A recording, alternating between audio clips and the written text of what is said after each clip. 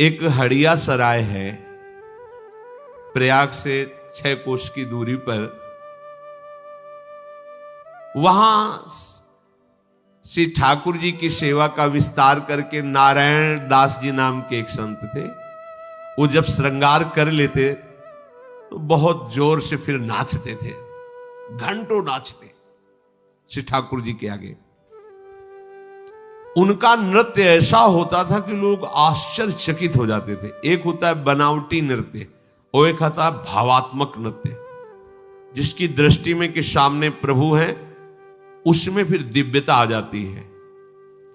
जो इनके नृत्य को देखे वो लट्टू हो जाए, आसक्त हो जाए। उनकी भावभंगियां, आंखों से आंसू झर रहे, रोमांच हो रहा है, सामने प्रभु बैठे नृत्य कर रहे। तो वहां का शासक मीर था। उसने जो सुना कि हड़िया सराय में कोई संत आए हैं, बहुत विचित्र नृत्य करते हैं और बड़ी महिमा है, सब देख करके आश्चर्यचकित हो जाते हैं। सराय होता है जहां बहुतायत हो, जैसे वृंदावन को संतों की सराय कहा गया है। यहां संत गली गली संत है। हड़िया सराय में मलेच्छों की बहुतायत थी। संतों की महान महिमामयी वृत्ति यही होती है कि जो अभक्त हैं वो भी उनको देखकर भक्त बन जाते हैं। वहां ठाकुर सेवा विस्तार करके नृत्य किया तो वहां के मलेच्छ प्रभावित हो गए और मीर साहब को सूचना दी, जो वहां के राजा थे। उन्होंने भेजा कि चलो हमारे सामने नृत्य करो आकर के। अभी भारी समस्या हो तो केवल प्रभु के सामने नाचते। हरि ही के आगे नृत्य करे, हिये धरे यही धरे, देश देशनी में जहां भक्त भीर है। हड़िया सराय मध्य जाय के निवास लियो, लियो सुनि नाम सो मलेच्छ जाति मीर है। बोली के पठाए महाजन हरिजन सबे, आयो है सदन गुनी ल्याओ चाह पीर है। आनी के सुनाई भई बड़ी कठिनाई, अब कीजे जोई भाई वो निपट अधीर है।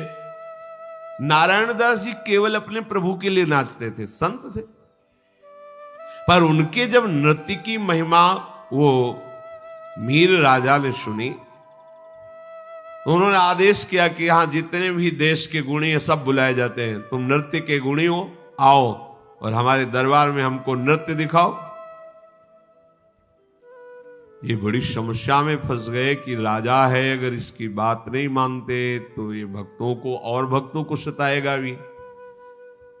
अगर बात मानते तो हमारा नियम टूटता है, क्योंकि हम केवल प्रभु के लिए नृत्य करते हैं, किसी और के लिए नहीं।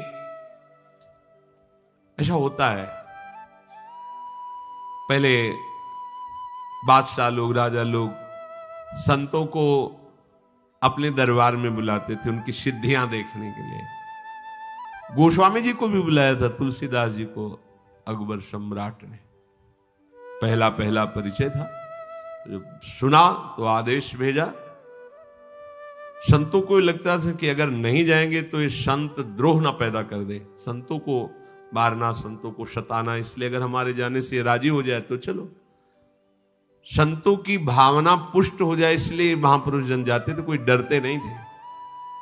गए ना कोई प्रणाम ना कोई नमस्कार, जो भगवान के भक्त होते हैं सब बैठा लो। थोड़ा भक्त हृदय भी, चमत्कार दिखाओ, आप सिद्ध संत हो हिंदू धर्म के, चमत्कार दिखाओ। उनका हमें तो कोई चमत्कार आता नहीं, हम तो राम राम राम जपते, जो प्रभु दे देते पा लेते हैं, हमें तो कोई चमत्कार। बोले हमने सुना है तुम सिद्ध पुरुष हो, चमत्कार दिखाओ, हमारी आज्ञा का उल्लंघन मत करो। तो उनका वास्तविक मुझे कोई चमत्कार नहीं आता है। वो वास्तविक जो भक्त है उनके, उनका हमारी आज्ञा का उल्लंघन का मतलब समझते हो? तो हमें आता ही नहीं तो हम क्या आपको दिखाएं, हम तो बस राम राम राम इतने जानते हैं। बोले नहीं, मैं जाओ उनको जेल में बंद करो।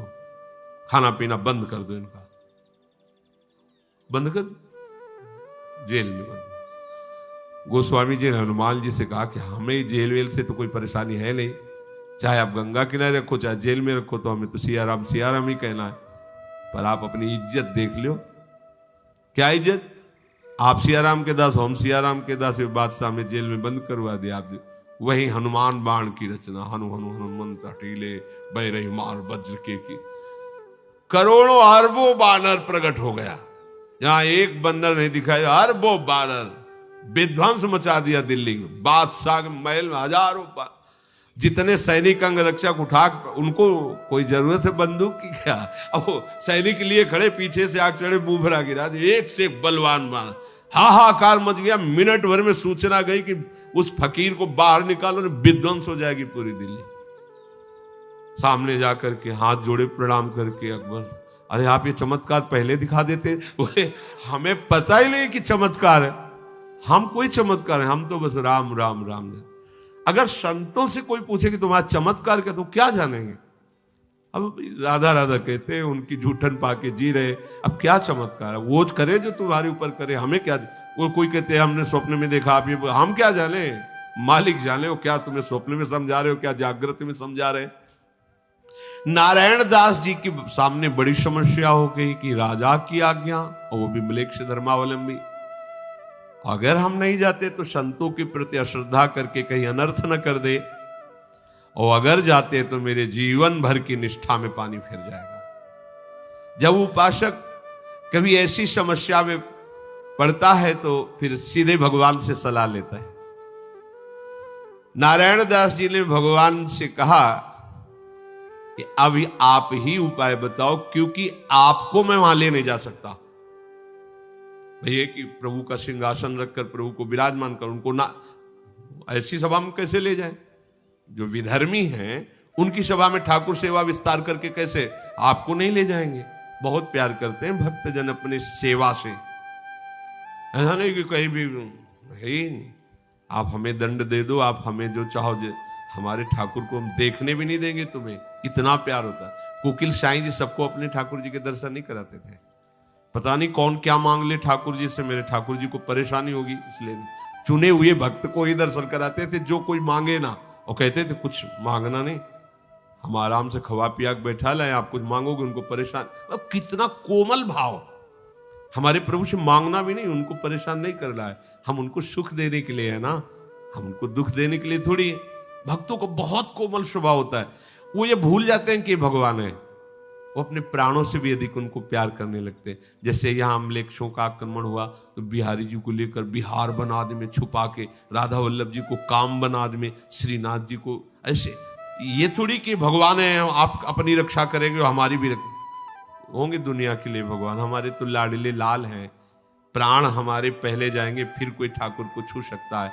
तो ठाकुर जी से कहा आपको तो वहां ले नहीं जाएंगे, अब हम उनके सामने नृत्य कैसे करें? मानो ठाकुर जी ने इशारे में बता दिया कि तुलसी जी मेरा ही स्वरूप है, तुम बड़ी माला वैसे ही तुलसी की डालते हो, तो नृत्य में बड़ी माला डाल के कैसे होगा? तो उसको उतार के रखने के बहाने सिंहासन में रख देना, और मेरा ही स्वरूप तुलसी जी है, फिर आप नृत्य करना। हाँ, बच गए, हमारी निष्ठा भी बच जाएगी और उसकी इच्छा भी पूर्ति हो जाएगी। तो उन्होंने गए सभा में और कहा नृत्य करना है, ये हम माला धारण किए रहते हैं, तो नृत्य में माला बड़ी है तो पास में ही एक सिंहासन लगाओ, वहां हम माला रखेंगे, क्योंकि हमारी ये पूज्य माला है तो हम आदर से रखें। किसी को समझने भी नहीं दिया, और राजा के समीप ही आसन और उस पर तुलसी जी की माला विराजमान की, और भाव से देखा कि मेरे श्याम सुंदर ललित त्रिभंगी तुलसी जी में विराजमान है, और बस नृत्य शुरू किया। ऐसा गान और ऐसा नृत्य शुरू किया, सब सभा आश्चर्यचकित, मंत्र मुग्ध, सबका मन शांत। ये भक्ति का प्रभाव होता है। जिसके हृदय में भजन होता है वो बोले, नाचे, गाए या कैसी भी परिस्थिति हो, वो सब के मन को समाहित कर लेगा, क्योंकि सब में के मन को समाहित करने की सामर्थ्य एकमात्र भगवान में। जैसे विवेकानंद जी जब गए थे ना, तो यही चमत्कार दिखाया। सब पूरे विदेशियों के मन को आकर्षित करके, शून्य में कोई संकल्प नहीं, कोई विकल्प नहीं, सब आश्चर्यचकित हो गए, लट्टू हो गए। ऐसा चमत्कार। तदात्म होकर जे ही तदात्म भाव, जैसे श्री ध्रुव जी ने तदात्म होकर अपनी वायु रोकी, सबकी रुक गई। तदात्म होकर मन को शांत, सबका मन शांत, सब शून्याकार, किसी को शुद्ध नहीं, मैं कौन हूं, कहां हूं। यह आश्चर्यचकित प्रभाव। नृत्य करते पूरी सभा में राजा तक आनंद मगन, पर नृत्य करते करते ललित त्रिभंगी भाव में ऐसे हुए, प्राण छूट गए। सामने दुनिया को दिखाई दे रहा तुलसी की माला, वहां ललित त्रिभंगी लालजू, और उन्हीं का वैसे रूप धारण ललित त्रिभंगी हुए और प्राण समर्पित कर दिए। उपासक को कोई भी अपनी भक्ति की चेष्टा नाटक में नहीं लानी चाहिए, दूसरे के दिखावे के लिए नहीं लानी चाहिए। जीवन में श्वास समाप्त होते होते भगवान के दर्शन हो जाने चाहिए। ये महापुरुषों के वचन। मरने के बाद क्या होगा हमें नहीं मतलब है। हमारी श्वास अंतिम होते होते हमारे सामने आप आना चाहिए। और ये आप कब कह सकते हो? जैसे गोपी जन प्रभु से कहती है, अच्छा आप कहते हो वापस चले जाए, जाके करें क्या? मन तो आपने चुरा लिया है, मेरा एक भी कदम पीछे नहीं हटेगा। अगर आप ऐसा कहते हैं तो आप अभी देख लेंगे कि हम सब की सब राख की ढेर तुम्हें मिलेंगी, क्योंकि तुम्हारी प्रेम की विराग्नि मेरे हृदय में जल रही, केवल आपके कारण ही उसे रोके हुए।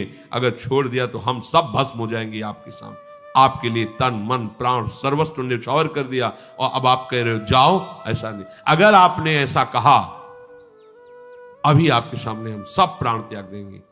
और वैसे भी मन तो आपने ले लिया, मन के बिना तन करेगा क्या?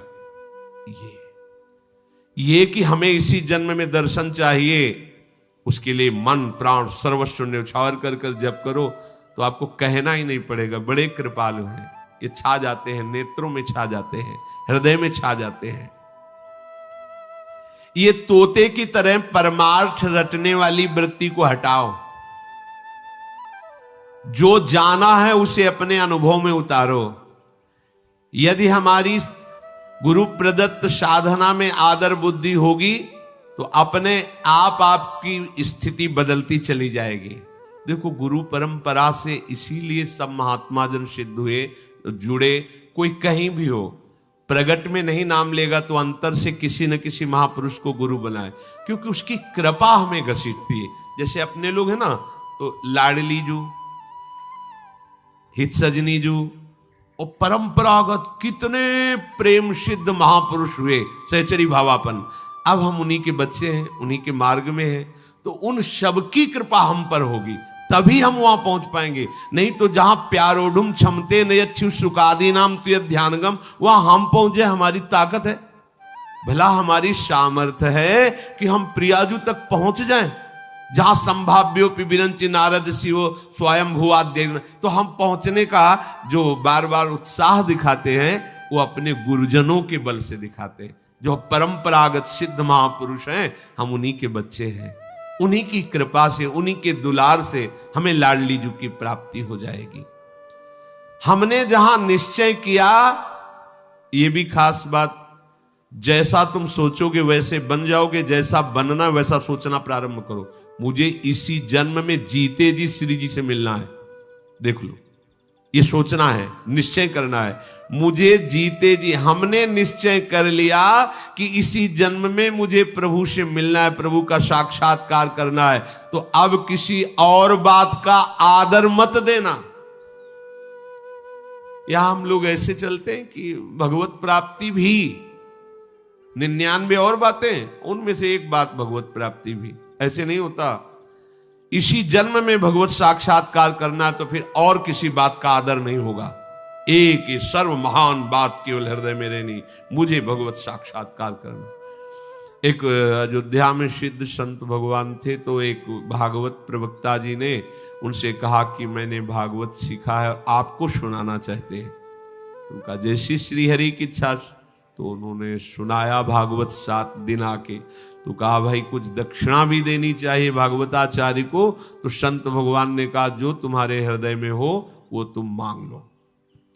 तो उनका भगवान हमारे संतान नहीं होती, अगर एक बेटा हो जाए, बोले जाओ राम जी की कृपा से हो जाएगा।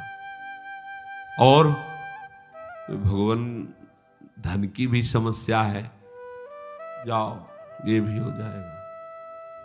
चुप हो गए संत भगवान, बोले प्रभु भगवान की भक्ति भी दे दीजिए। भगवान की भक्ति दे दी, दबका दो। पहले नंबर में बेटा, फिर दूसरे, फिर तीसरे नंबर में भगवान की भक्ति। ऐसे थोड़ी होता है, यदि तुम पहले बोलते कि भगवान की भक्ति और बाद में ये बोलते तो चल जाता, लेकिन तुमने पहले पुत्र और धन मांगा, अब तुम भगवान की भक्ति के अधिकार को खो चुके हो। तो जब हम ये भाव हृदय में रखते हैं कि मुझे प्रियाजू की प्राप्ति करनी है, तो फिर हमें किसी अन्य भाव, अन्य बात का आदर हृदय में नहीं करना चाहिए। नहीं, ये बात झूठी मानी जाएगी, तभी हमें भगवत साक्षात्कार नहीं होता। प्रभु की जगह केवल प्रभु होने चाहिए। हृदय में देखिए, प्रभु की जगह केवल प्रभु। और अभी हमारे हृदय की दशा क्या है अपने लोगों की? प्रभु बहुत छोटी जगह में है और विषय और शरीर संबंध बहुत बड़ी जगह में है। अनुकूल नहीं पड़ा तो गुरु छूट गए, मंत्र छूट गई, उपासना छूट गई। वही परिवार, वही भोग सामग्री, वही रुपया पैसा प्रदान हो गया। ऐसा नहीं, प्रभु के समान केवल प्रभु हैं, तो प्रभु की जगह में केवल प्रभु हैं। दूसरा कोई वस्तु, व्यक्ति, स्थान नहीं होना चाहिए उस जगह में। तो इसी जन्म में भगवत साक्षात्कार हो जाएगा। हमें इसी जन्म में भगवत साक्षात्कार क्यों नहीं होता? क्योंकि प्रभु की जगह में बहुत कुछ रखे हुए हैं। प्रभु तो मिल ही जाएंगे ना, घर की बात है।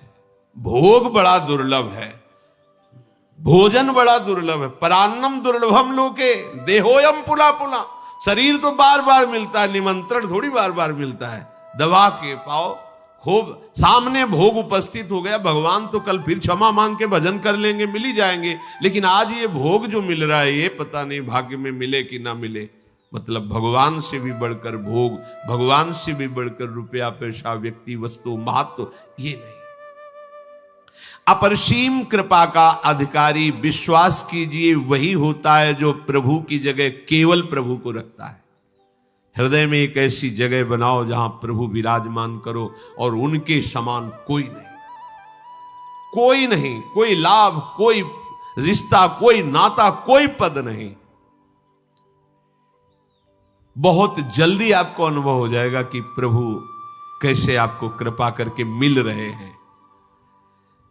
जब आपकी आराध्य देव का नाम स्मरण करते ही आंसू आने लगे, तो जान लेना मिलने का समय बहुत नजदीक आ रहा। नाटक वाले नहीं होने चाहिए, कुछ नाटक के भी होते हैं कि मतलब बात कुछ और चल रही है अंदर। ऐसा होता है। एक बार राधा वल्लभ सत्संग में बताया, राधा वल्लभ लाल जी के दर्शन कर रहे थे, तो एक सामने व्यक्ति खड़ा आंसू गिरा रहा था। ऐसे बगल में था, देखा तो बार बार उसके चरण पड़ने का मन हुआ कि हमारे प्रभु की रूप माधुरी को देखकर कैसा रो रहा है। काफी एकदम भाव आया कि कितने अवया हम बाबा जी होकर प्रभु को सूखी आंखों से देख रहे हैं, और ये देखो गृहस्थ वेश में है और प्रभु को देखकर कैसे अश्रुपात कर। धिक्कार हमारे जीवन को, इनके जैसा हमारे हृदय में प्रेम। फिर थोड़ी देर के बाद वो जो विनय शुरू किया, आपने बचा लिया पत्नी को, प्रभु अगर आप ना बचाते तो मैं आप बिल्कुल जीता ले।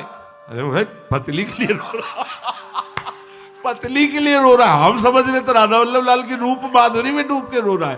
तो ऐसा भी होता है जैसे रोने का कोई प्रसंग भागवतिक चल रहा है, अब वो पिटा पिटाया संसार का है, अब वो चिल्ला के रोने लगा भावावेश में रो रहा है। नहीं, ऐसा भी नहीं, बात कुछ अंदर से और चल रही है और प्रसंग चल रहा है द्रवित होने वाला, तो वो ऐसा प्रभु के लिए रोना है। पर अगर झूठे से भी रोए तो भगवान कृपा कर देते हैं। श्री गदाधर भट्ट जी की कथा में तो अगल बगल वाले श्री कृष्ण रूप माधुरी में रो रहे थे, तो एक महंत जी थे, वो देखते कि सब रो रहे, हम रो नहीं रहे तो लोग हमें क्या कहेंगे कि संत हो के नहीं रोते। तो ऐसे लाल मिर्च जो है एक कोने में अचला के ऐसे बांध ली थी ऐसे, और जहां वो रोने वाला प्रसंग आता ना ऐसे। अब वो लाल मिर्च उसमें तो जब जाती तो आंसू निकलने लगते, और बस ऐसे ऐसे करते तो ऐसे। गदाधर भट्ट जी ने देखा कि उनके तो बराबर आंसू, अब लाल मिर्च काफी देर आंसू गिराएगी, बराबर आंसू चल रहे, तो उन्होंने कहा कि बहुत कृपा है इन संत के ऊपर। तो एक दिन सत्संग मतलब कथा के बाद उतरे, उनके चरणों में प्रणाम किया और कहा हम आपसे एकांत बैठकर बातें करना, आप तो महान भगत हो। आसपास देखा, जो चरणों में गिरे हुए महाराज, ये लाल मिर्च का चमत्कार बोले एक को बूंद आंसू प्रभु के लिए नहीं निकलते। इसलिए गदाधर भट्ट जी वो तो भगवत स्वरूप भाव में, तो उनका प्रभु के रोने के लिए आप आंखों में लाल मिर्च लगाते हैं, कितना प्यार प्रभु से है, आप प्रभु के लिए रोना चाहते हैं। और ऐसे हृदय से भरकर जे भी लगाया तो असली प्रेम जागृत हो। झूठा खेले साचा होए, अगर प्रभु के लिए झूठे भी रोया जाए ना तो सच्ची में रोना आने लगेगा धीरे धीरे, झूठे से भी भक्ति। पर इतना बात समझ लो कि जब तक हृदय से रोना नहीं आएगा तब तक साक्षात्कार नहीं होगा, ये पक्की। बिन रोए किन पाइया प्रेम प्रिया, व्याकुलता पूर्वक जब हृदय में ऐसा होता अब जिया नहीं जा रहा, उसी समय भगवत झांकी सामने होती है, प्रभु की मंद मंद मुस्क। और झांकी नहीं होती, संभाषण होता है, संभाषण ही नहीं होता, स्पर्श होता है, स्पर्श ही नहीं होता, वो साथ खेलने लगता है, वो प्रभुमय हो जाता है। तो आपको ये जो अनुभव करने की वृत्ति बताई कि आप विचारों को नष्ट कीजिए भगवत भजन के बल से, और ये निश्चय कीजिए कि मरने के पहले ही मुझे भगवत साक्षात्कार हो, और जो भी आप भक्ति करते हैं उसमें दिखावा नहीं होना चाहिए, एकमात्र केवल प्रभु के स्थान पर प्रभु ही होने चाहिए। देखो आपकी इस बात की कसौटी होगी, आप जिसे वैराग्य भाव से या गृहस्थ भाव से चल रहे हैं, वो आपने प्रभु के लिए केवल प्रभु का स्थान दिया है, वहां न माता पिता भाई बंधु कोई नहीं। एक सच्ची बात समझ लीजिए, गुरु और प्रभु दो नहीं है। कहीं भी चर्चा शास्त्रों में की गई, वो कहा प्रभु प्रभु ही है। गुरु के मिलने के पहले भी प्रभु प्यार कर रहे थे, अब वो अपने स्वरूप का अनुभव कराने के लिए मूर्तिमान रूप धारण किया है। वो क्या, वो हरि ही है, दूसरा कोई नहीं है। हरि के सिवा कोई गुरु नहीं हो सकता, गुरु ही हरि है, हरि ही गुरु। बंदो गुरुपद कंज कृपा सिंधु नर रूप हरि, महामोतम पुंज जासु कृपा। तो हमारे हृदय में ये बात बैठ जानी चाहिए कि हरि की जगह में केवल हरि ही है, दूसरा कोई नहीं। उनके हम लोग बहुत निम्न नीच स्वभाव के जन हैं। छोटे से विषय को देखा, प्रभु को भूल गए, मतलब प्रभु से बड़ा वो विषय हो गया। किसी व्यक्ति मिला, प्रभु को भूल गए, मतलब व्यक्ति बड़ा हो गया। प्रभु भूल तो उसी को जाएंगे ना जो कम आनंद वाली चीज होगी, अधिक आनंद वाली चीज हमारी स्मृति को खींच लेगी। तो यदि हमारी सानिध्य की वृत्ति में कोई विषय, कोई व्यक्ति, कोई वस्तु, कोई स्थान, कोई पद, कोई घटना आई और हम प्रभु को भूल गए, तो प्रभु से बढ़कर हो गई, ये निंदनीय बात हमारे हृदय में नहीं होनी चाहिए। प्रभु की जगह केवल प्रभु होने चाहिए। प्रभु माने तो स्वामी, सबसे प्रिय स्थान केवल, तो कभी स्मरण नहीं छूटेगा।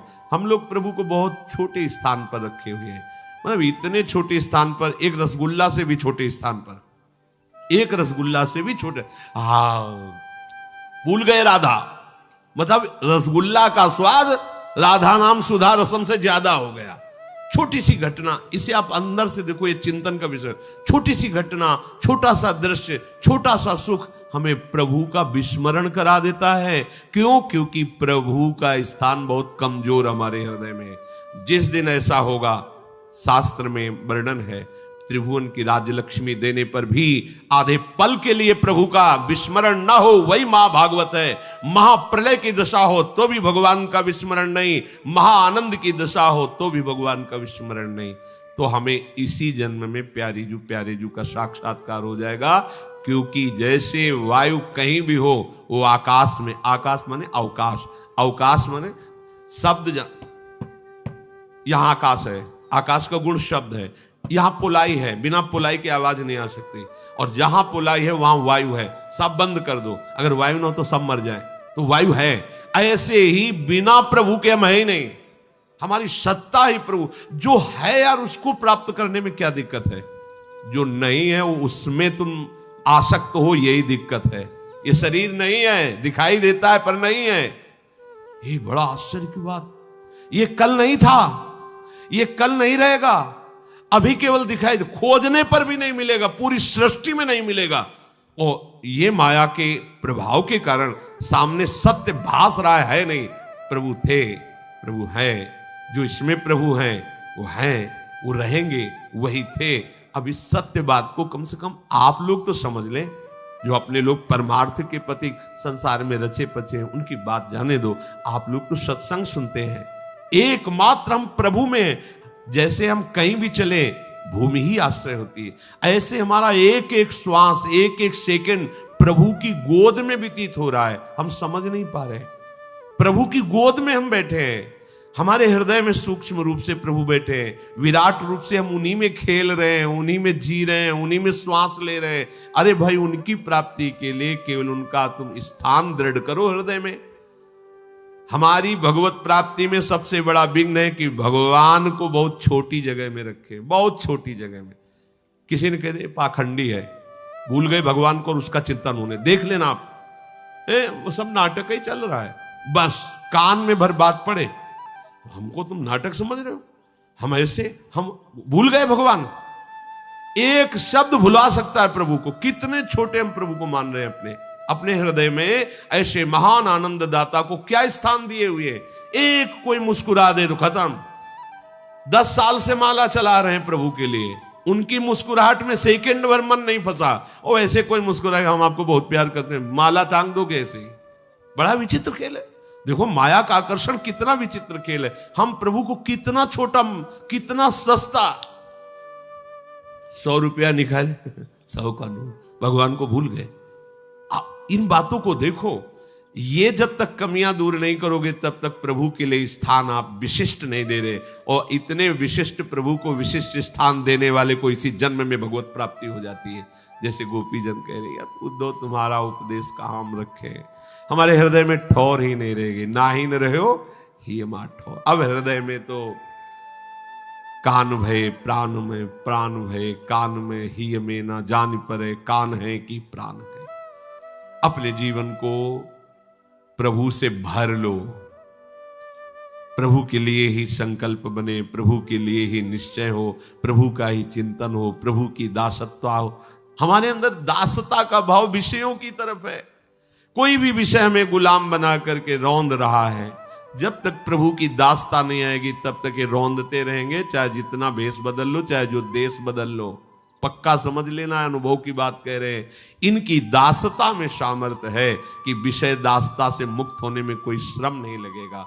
तो प्रभु के चरणों का आश्रय लेकर निरंतर भजन प्राण रहे। श्री राधा वल्लभ लाल।